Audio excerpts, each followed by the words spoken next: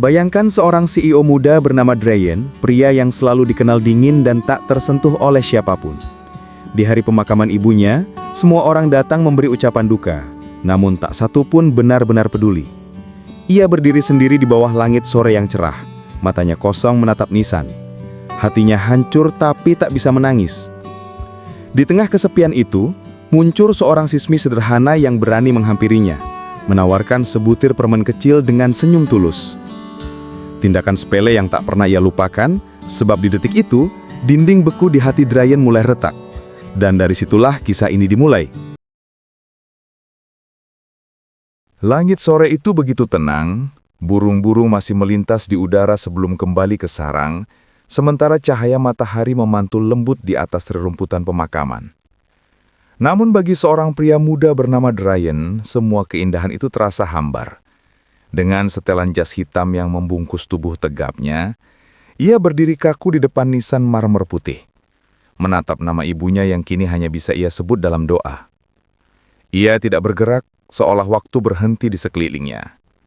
Pemakaman yang tadinya ramai dengan pelayat sudah berangsur sepi, satu persatu orang pergi meninggalkan area itu dengan langkah yang hanya meninggalkan suara kosong di telinganya. Ucapan belas sungkawa yang tadi bertubi-tubi datang, baginya hanyalah formalitas. Ia tahu mereka datang karena statusnya sebagai CEO muda, bukan karena peduli pada ibunya. Drayen memejamkan mata, menahan perih yang membakar dadanya. Mereka semua datang untuk menjaga citra, Bu. Tidak ada satupun yang benar-benar peduli. Bisiknya lirih hampir tertelan angin sore yang mulai berhembus. Matanya berkaca, tapi air mata enggan jatuh, seolah ia memaksa dirinya tetap tegar, tetap menjadi pria dingin seperti yang orang-orang kenal. Dari jalan kecil di dekat pagar pemakaman, seorang gadis berseragam sekolah sedang berjalan pelan. Langkahnya ringan karena ia baru saja pulang dari les sore. Namanya Livia. Rambutnya diikat sederhana, wajahnya polos, dan di tangannya ada tas sekolah yang warnanya mulai pudar. Ia berhenti sejenak saat melihat sosok Drayen berdiri sendiri di hadapan pusara. Begitu tegap namun tampak rapuh di saat yang sama. Ada sesuatu pada raut wajah pria itu yang membuat hatinya tergelitik rasa iba. Meski tidak mengenalnya, naluri Livia mendorongnya untuk mendekat. Dengan agak ragu ia merogoh saku rok seragamnya dan menemukan sebutir permen rasa jeruk yang biasa ia bawa untuk mengusir kantuk di kelas. Ia menatap permen itu sejenak, lalu menarik napas, memberanikan diri melangkah mendekati pria asing itu. Meski tatapan dua pengawal besar di dekat mobil hitam membuatnya gentar. "Permisi?" Suara Livia lirih namun jelas, membuat Drayen menoleh cepat. Tatapannya dingin, tajam, penuh aura yang bisa membuat siapapun mundur. Namun Livia tetap berdiri di sana, meski jantungnya berdebar keras. Ia mengulurkan tangan kecilnya, menunjukkan permen itu. Ini mungkin terdengar aneh, tapi sepertinya kakak sedang sedih. Mau coba permen? Drayen menatapnya lama, seakan menimbang apakah gadis kecil ini sedang bercanda atau benar-benar tulus. Nada suaranya terdengar berat, sinis ketika akhirnya ia berkata, "Kau pikir sebutir permen bisa menghapus rasa kehilangan?" Livia tidak bergeming. Senyumnya kecil, matanya jernih, polos tanpa rasa takut. "Tidak, tapi mungkin bisa membuat kakak merasa tidak sendirian. Sedikit saja." Kata-kata itu menghantam Drayen lebih keras daripada ratusan ucapan belas sungkawa tadi. Ia memandang permen kecil di tangan mungil itu, dan tanpa sadar tangannya terulur menerimanya. Sebuah kehangatan asing merayap ke dadanya, sesuatu yang sudah lama tidak ia rasakan. Bibirnya yang kaku bergerak sedikit, membentuk senyum samar yang hampir tidak terlihat. "Terima kasih," ucapnya singkat. Livia mengangguk pelan lalu melangkah pergi.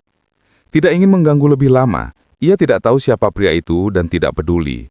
Yang ia tahu hanyalah bahwa seseorang yang tampak kesepian butuh diingatkan bahwa dunia masih bisa hangat. Hari-hari setelah itu Drayen kembali ke rutinitasnya, gedung tinggi, rapat yang menegangkan, angka-angka dingin dalam laporan semuanya berjalan seperti biasa. Namun di balik meja kerjanya ia sering menatap laci yang menyimpan permen kecil itu. Ia belum membukanya, seolah benda sepele itu adalah simbol dari sesuatu yang besar, ketulusan. Bayangan wajah gadis berseragam dengan senyum polos terus muncul di pikirannya. Ia sendiri heran, bagaimana mungkin hal sekecil itu begitu melekat di hatinya. Sementara itu Livia menjalani hidup seperti biasanya, berangkat sekolah di pagi cerah, pulang sore dengan langkah santai. Ia bahkan tidak pernah menceritakan pertemuannya dengan pria itu. Baginya itu hanyalah momen singkat yang mungkin tidak berarti. Namun takdir ternyata suka mempermainkan. Beberapa hari kemudian, sekolahnya kedatangan tamu penting. Semua murid dikumpulkan di lapangan, guru-guru sibuk mengatur barisan.